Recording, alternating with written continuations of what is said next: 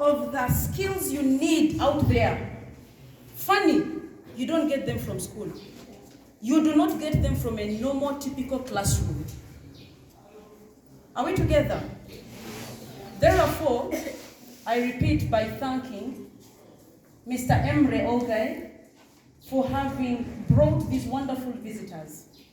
And I want to point out something. Mr. Emre has been one of the greatest supporters of IUIU programs. From the time I have met him, wherever there is a function or a program within IUIU, even Sironko district, Mr. Emre has always, and I mean always, stood by us.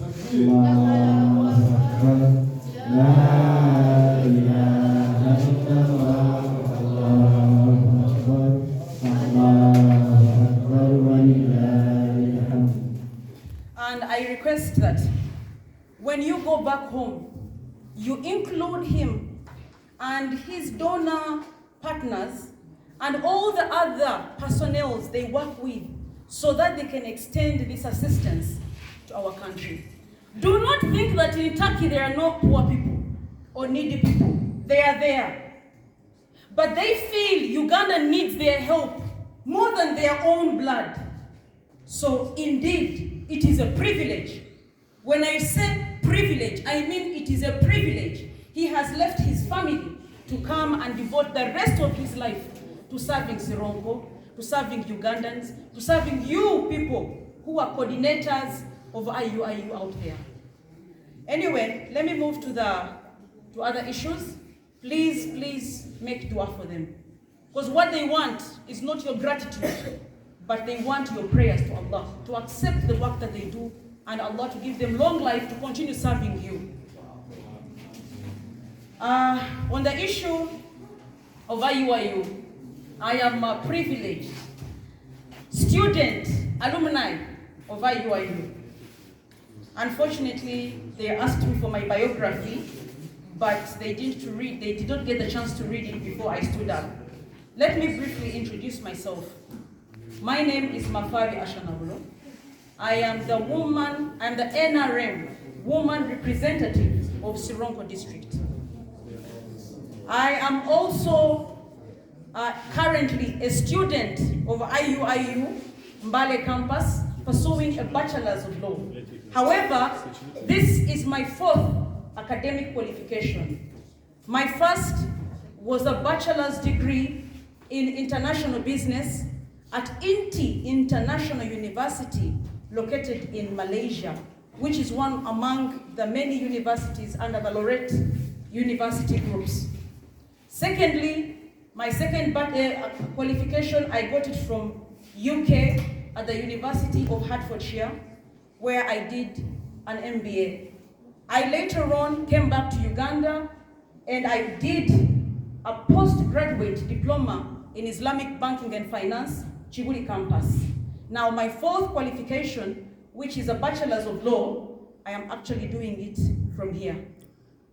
So on the same note, I want to encourage you that whenever such programs are organized either by the Dawa group or any other group, always come to such workshops because they give you hands-on skills. I have seen report writing, concept writing. Let me tell you, people write dissertations, but whenever they go to the field, they forgot whatever they learned because when they wrote them, they were all aiming for a grade. Now you are getting what you need alone.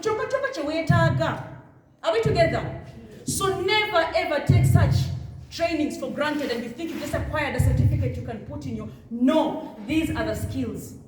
If you want to lobby assistance from donors like Mr. Emre and others, you need to know these skills to highlight how you need them to help you and the impact it's going to have on your people you are lobbying for. So cherish these skills, use them, practice them, and teach others. Why do I say teach others? Because you are leaders. You are leaders in your various districts, in your various small communities. And I want to assure you, my people, that Uganda as a country, 80% of Uganda's population is below the age of 35. Can you believe that? Uganda has the youngest population in the whole world. And the world statistics tell us that by 2050, Uganda is going to have 100 million people. We are going to multiply in the next few years. Inshallah. But above all, you need to understand that this 80% who are in the childbearing age, again, 80% of them are living in poverty, which means you are among the lucky 20%. 80% of them are in rural communities. So when we say we are empowering you to go and empower others, we mean you are agents of development in the various communities you preside. Are we together? Yes. So whatever you have learned today, take it back. But because you are leaders, I cannot finish without reminding you of the hadith of Umar bin Khattab. It is reported that Umar radiallahu anhu is one of the greatest leaders we have had in Islam. But the best thing about his leadership, he feared Allah so much, and he knew he's accountable to Allah. For every little action and word he says, he's accountable to Allah.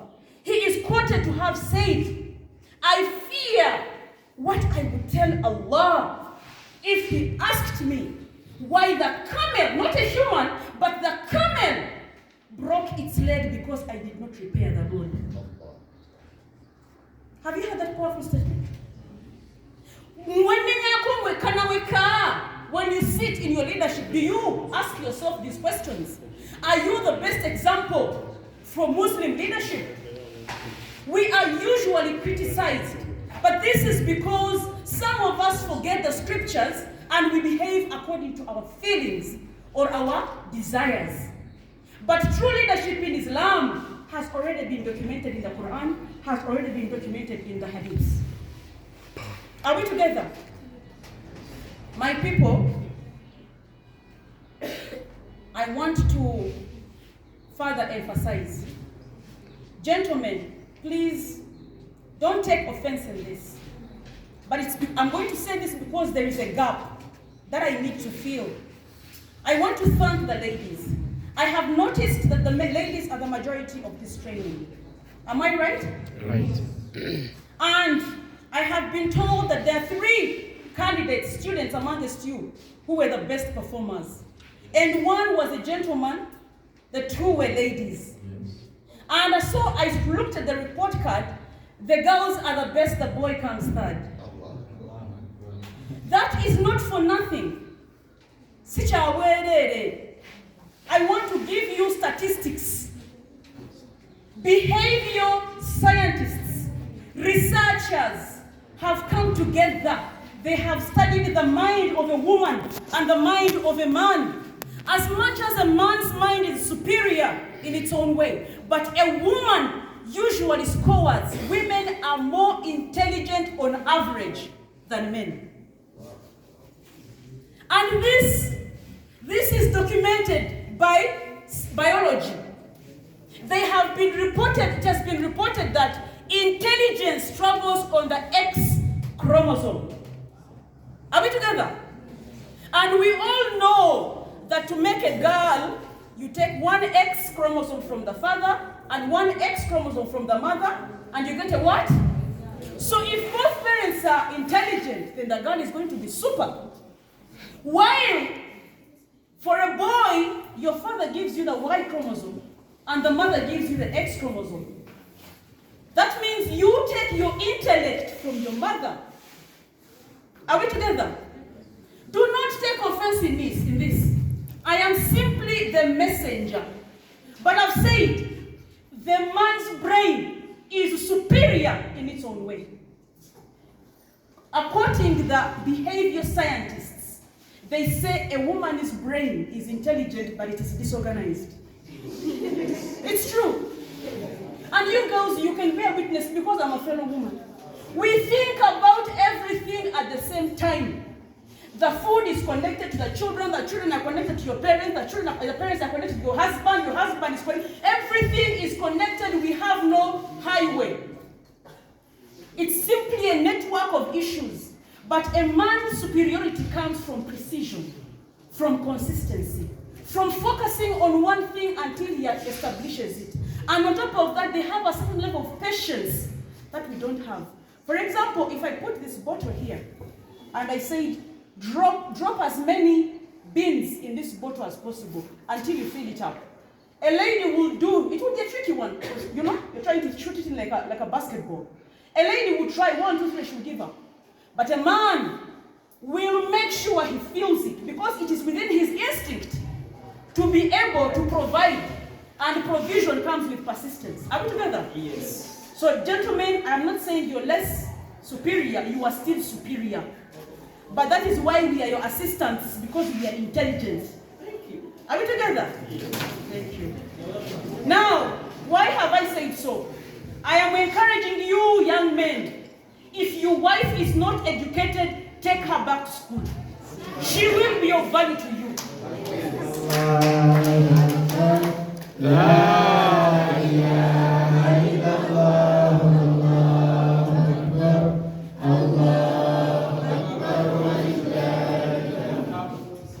And of course, for the ladies, I encourage you, I recommend that you also pull other young ladies to join you. And you take your education seriously. Never underestimate yourself. We are the weaker sex, but we are mighty in our own way. Always believe in what you can accomplish, however little it is. Before I finish my discussion, I want to take this opportunity to thank IUIU University, first and foremost, for allowing for this activity to take place, giving you the space so that you can be able to carry out these activities.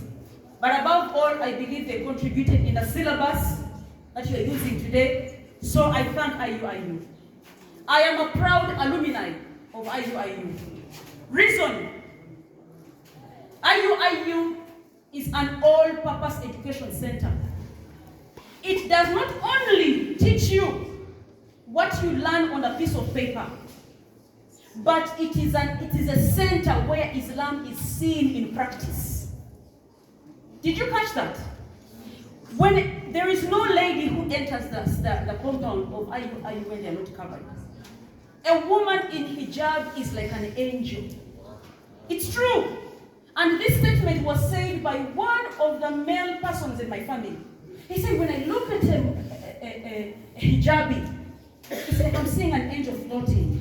There is a reason why Allah gave us the blessing of dress code, of the dress code. Even the conduct within IUIU, it's mostly portraying Islam. Those ones who do not know Islam, when they come to IUIU, they get to witness it first hand. Those who do not know what Islam stands for get to experience it, to relate with each other. On the same note, I want to recommend that young lady. You said, how can you convert back your family members to Islam? Very simple. Islam is very simple. Go back and practice the way you are supposed to practice Islam. That's it. Because Islam preaches honesty, kindness, love, things like that. Are we together? Yes. And you will never convince anyone, even your own child, by preaching Islam and you practice the complete opposite. You cannot claim to teach someone when you're doing the opposite. That's a lie. It's a lie. You're lying to yourself. So be the best version of a Muslim and see magic happen. Are we together? Yes. And there's a gentleman who talked about your family members, family members who have rejected this person. This one is a caution to anyone who wants to embrace Islam. If you have not yet told your family members, do not. In Islam, there is something called hikmah, wisdom. Are we together? The very Islam tells us that if you, as a person, you have been told that if you do not denounce Islam, we shall kill you. Islam says denounce it. Are we listening? Islam says denounce it because Iman is not on the face, Iman is in the heart.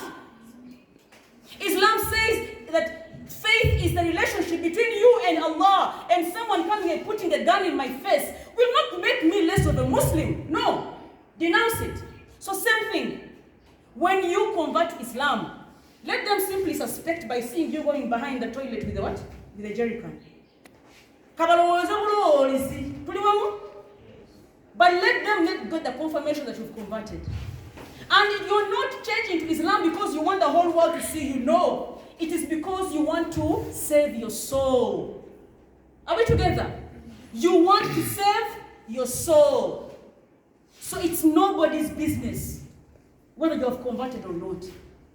When the time is right, Allah will show you and you will disclose it to your family. And the time when Allah discloses it, they will also be ready to convert. But they will see from your character. Omuntu abadde omuyombi tekyali muyombi.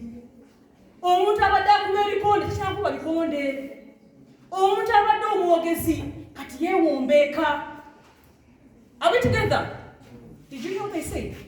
Or I used some. None of you do you all understand Luganda? Yes. No? Yes. All right. What I'm saying is that your character will inform your family. And your family will embrace Islam along with you even before you declare to them. They will sense it. Islam is so beautiful, it radiates from inside out. Are we together? Yes. Anyway, allow me end my discussion here. I have been informed that you had an aim of doing a fundraising at the end of the function for a business that will empower the progress of Islam. I must commend you by saying this is a wonderful idea. We want youth whose mindset is focusing on development. It is a wonderful idea. I had no idea, therefore I will go with this document. I don't make promises, I simply deliver. Those who know me know that. What I'm going to do, let me see if I can lobby for one of these machines here. I'm not promising money.